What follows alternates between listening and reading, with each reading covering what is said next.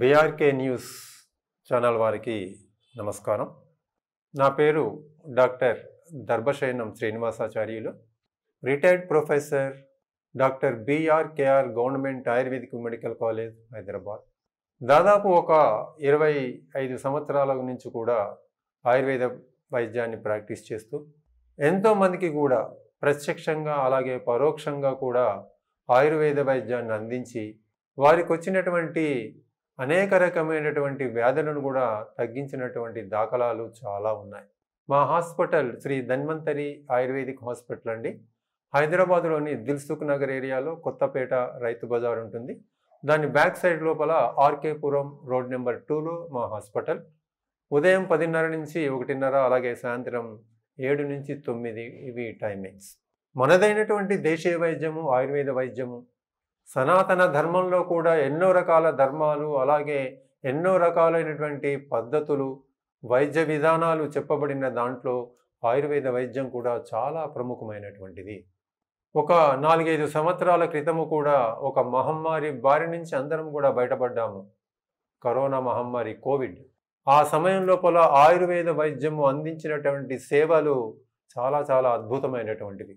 ముఖ్యంగా మన ప్రధానమంత్రి శ్రీ నరేంద్ర మోడీ గారు కూడా మన ఆయుర్వేద వైద్యాన్ని ప్రోత్సహించి డిపార్ట్మెంట్ ఆఫ్ ఆయుష్ లోపల కూడా ప్రత్యేకమైనటువంటి శ్రద్ధతోటి తీసుకొని వారు కూడా ఈ ఆయుర్వేద వైద్యాన్ని ప్రోత్సహిస్తున్నటువంటి తీరు కూడా చాలా చాలా గొప్పదిగా చెప్పవచ్చు. ఎందుకంటే ఈ ఆయుర్వేద వైద్యం లోపల ఎన్నో అద్భుతమైనటువంటి రహస్యాలు, సూత్రాలు, చికిత్సలు ఇమిడి ఉన్నాయి. అందుకనే ప్రజలందరికీ కూడా ఆయుర్వేద వైద్యాన్ని, ఎక్కడో మారుమూల ప్రాంతంలో ఉన్నటువంటి ప్రజలందరికీ కూడా ఆయుర్వేద వైద్యాన్ని అందించాలనేటువంటి సత్సంకల్పంతో మా బీఆర్కే న్యూస్ వాళ్ళు చేస్తున్నటువంటిది కూడా చాలా ప్రశంసనీయం. ఎన్నో రకాల వ్యాధులతోటి ఎన్నో కార్పొరేట్ హాస్పిటల్ చుట్టూ తిరుగుతూ చాలా డబ్బును కూడా ఖర్చు పెట్టుకొని చాలామంది కూడా పాపం నిరుపేదైనటువంటి రోగులు చికిత్సను అందించక, చికిత్సకు కూడా నోచుకోక చాలామంది ఉన్నారు. అలాంటి వారికి ఆయుర్వేద వైద్యము చాలా చాలా ముఖ్యమైనదిగా భావిస్తూ మేము ఈ ప్రయత్నం చేస్తున్నాం. ఈరోజు ముఖ్యంగా ఒక వ్యాధిని తీసుకొని ఆయుర్వేద వైద్యం లోపల ఎలాంటి చికిత్సలు ఉన్నాయో చూద్దాం. చాలామంది బాధపడే వ్యాధులనే తీసుకుంటాం, కామన్గా వచ్చేటువంటి వ్యాధులను తీసుకుంటున్నాం. ఈరోజు ముఖ్యంగా డైజెషన్, చాలామందికి కూడా ఈ గ్యాస్ ట్రబుల్ చాలా ఇబ్బంది పడుతున్నటువంటి వ్యాధి. ఈ గ్యాస్ ట్రబుల్ తోటి ఎలా ఉందంటే ఎక్కడికన్నా వెళ్ళి పని చేయాలన్నా, ఎటన్నా టూర్స్కి వెళ్ళాలన్నా, ఏదైనా ఇంపార్టెంట్ మీటింగ్స్లో పాల్గొనాలన్నా చాలా ఇబ్బందికి గురవుతున్నారు. ఈ గ్యాస్ ట్రబుల్ తోటి కూడా చాలామంది ప్రొద్దున్నే లేవగానే ముఖం కడుక్కోగానే ఒక గ్యాస్ టాబ్లెట్ వేసుకోవడం, అది అలవాటుగా అయిపోయింది. అది గ్యాస్ ఉన్నదా లేదా తర్వాత విషయం. సైకలాజికల్ ఫ్యాక్టర్ కూడా ఇది. అది వేసుకుంటే నాకు హ్యాపీగా ఉంటుంది, చాలామంది కూడా హ్యాపీగానే ఉంటుంది. కానీ అది పరిష్కారం కాదు కదా. శాశ్వతమైనటువంటి పరిష్కారం ఆయుర్వేదం చూపిస్తుంది. చాలా ఎపిసోడ్లో చెప్పుకున్నాం మనం, ప్రతి వ్యాధి రావటానికి కారణము మనమే, ఎక్కడో బయట నుంచి రాదు. లైఫ్ స్టైల్ డిజార్డర్గా పేర్కొంటాము ఈ గ్యాస్ ట్రబుల్ని కూడా. దయచేసి ప్రేక్షకులకు అందరికీ మనవి ఏంటిదంటే ఒక 3 సూత్రాలను పాటించండి. ప్రతి వ్యాధిగ్రస్తులకు కూడా ఈ 3 సూత్రాలు మా హాస్పిటల్కి వచ్చే ప్రతి పేషెంట్కు కూడా 3 చెప్తాం. నెంబర్ 1, టైం ప్రకారం భోజనం చేయండి. 9 గంటల లోపు బ్రేక్ఫాస్ట్, మధ్యాహ్నం 1-2 మధ్యలో భోజనం, అలాగే రాత్రి 9 లోపు భోజనమా, టిఫినా, బ్రేక్ఫాస్టా ఏదైనా కావచ్చు. రెండోది, మినిమము 6 అవర్స్ నిద్ర ఉండాలి, 6 గంటల నిద్ర ఉండాలి శరీరానికి. మూడోది చాలా ఇంపార్టెంట్, వ్యాయామము 1 గంట పెట్టుకోండి. ఈ 3 అండి, ఆహారము, నిద్ర, వ్యాయామము. ఈ 3టిని కనుక పాటించినట్లయితే దాదాపు రోగాలు మన దరి చేరవు. 24 గంటలు 1 గంట కేటాయించండి దయచేసి. 1 గంట లోపల ఒక హాఫ్ అన్ అవర్ 30 నిమిషాలు వాకింగ్, ఇంకో 30 నిమిషాలు చిన్న చిన్న యోగాసనాలు, బ్రీతింగ్ ఎక్సర్సైజు, మెడిటేషను, కొద్దిగా బాడీకి కదలికలండి. Forward bending, backward bending, shoulders exercise, చిన్న చిన్నవి మీకు ఎలా ఫ్లెక్సిబిలిటీ ఉంటే అలా చేయండి. Don't take risk. ఈ గ్యాస్ ట్రబుల్ రాగానే ఫస్ట్ చాలామందికి కూడా ఈ బ్లాటింగ్ అబ్డామిన్ అంటుంటాము, రిఫ్లెక్స్ పైకి వచ్చేస్తుంది చాలామందికి. ఆహారం తీసుకున్నా తీసుకోకపోయినా కడుపు ఉబ్బరంగా ఉంటుంది. లక్షణాలు ఇవన్నీ కూడా. అలాగే మైగ్రేన్ వస్తుంది చాలామందికి కూడా. అర్ధావ భేదకం ఉంటాము ఆయుర్వేదిక్ లోపల, హాఫ్. అలాగే ఎప్పుడు కూడా ఈ చెస్ట్ అంతా కూడా బిగబట్టినట్టుగా ఉంటుంది. ఈ లెఫ్ట్ సైడ్ హార్ట్ ప్లేస్ లోపల చాలా బిగబట్టినట్టుగా ఉండి నొప్పిగా వస్తుంది. చాలామందికి భయపడుతుంటారు, ఇదేమన్నా స్ట్రోకా, హార్ట్కి సంబంధించిందా అని. ఒక్కోసారి ఏమవుతుందంటే రిఫ్లెక్స్ పైకి వచ్చేసి ఈ షోల్డర్ వెనుకకు కూడా రేడియేట్ అవుతుంటుంది పెయిన్ అనేది కూడా. కొద్దిగా ఆహారం తీసుకోగానే కడుపు ఉబ్బినట్టు అనిపిస్తుంది, తినబుద్ధి కాదు. వామిటింగ్ సెన్సేషన్ వస్తుంది, తల నొప్పిగా ఉంటుంది, చిరాకుగా ఉంటుంది, టెన్షన్గా ఉంటుంది, స్ట్రెస్ ఫీల్ అవుతారు. ఇవన్నీ లక్షణాలు. ముఖ్యంగా ఫస్ట్ ప్రతి వ్యాధికి కూడా ఒక 2-3 చిట్కాలు చెప్పి అలాగే చికిత్స కూడా చెప్తాను.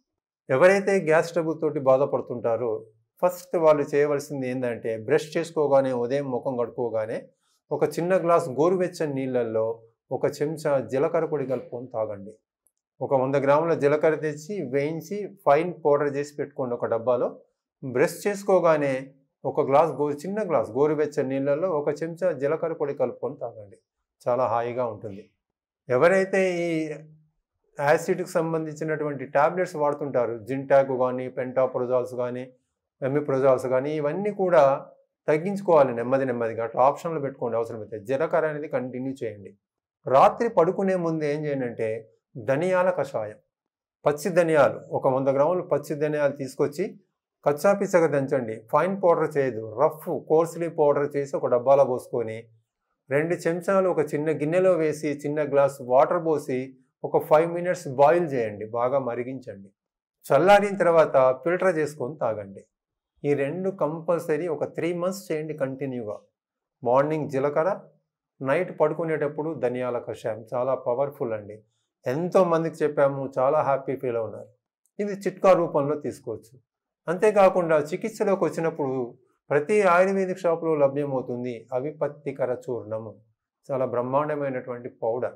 అవిపత్తికర చూర్ణం అనేది కూడా చాలా ఈ జీఈఆర్డీ గ్యాస్ట్రో రిలేటెడ్ సంబంధించిన వ్యాధులన్నింటిలో కూడా బ్రహ్మాండంగా పనిచేస్తుంది అవిపత్తికర చూర్ణం పౌడర్. 1 చెంచా పొద్దున, 1 చెంచా సాయంత్రం కొంచెం వాటర్లో కలిపి తీసుకోండి. చాలా వరకు ప్రోడక్ట్స్ కూడా మేము ఇక్కడే తయారు చేస్తుంటాము. ఇది కూడా ఈ అవిపత్తికర చూర్ణం అనేటువంటి పౌడర్ ఇది. ఈ పౌడర్ కూడా ఏం చేస్తుంటామంటే కూడా మేము ఏ పేషెంట్కైనా ఒక 1 మంత్ కోర్స్ ఇచ్చేస్తామండి. మినిమం ఒక 40 డేస్ లేదా మ్యాక్సిమం ఒక 3 మంత్స్ కంటిన్యూ చేయండి. అంతేకాకుండా కేవలం మందుల మీదనే ఆధారపడకుండా ఆహార నియమాలు కూడా ప్రతి పేషెంట్కి చెప్తాం.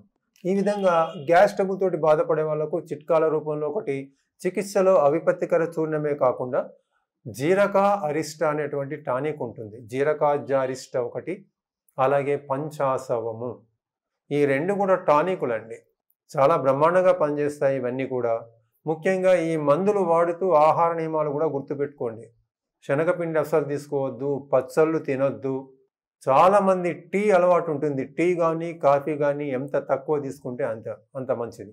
మార్నింగ్ ఎప్పుడైనా టీ తాగే వాళ్లకు ముఖ్యమైనటువంటి గమనిక ఏంటిదంటే కొంతమందికి టీ తాగిన తర్వాత కూడా బాగా ఎసిడిటీ ఫామ్ అవుతుంది. అందుకని టీ తాగే ముందు ఒక బిస్కెట్లో 2 బిస్కెట్స్తో తిని టీ తాగండి. చాలా తేడా ఉంటుంది కొంచెం.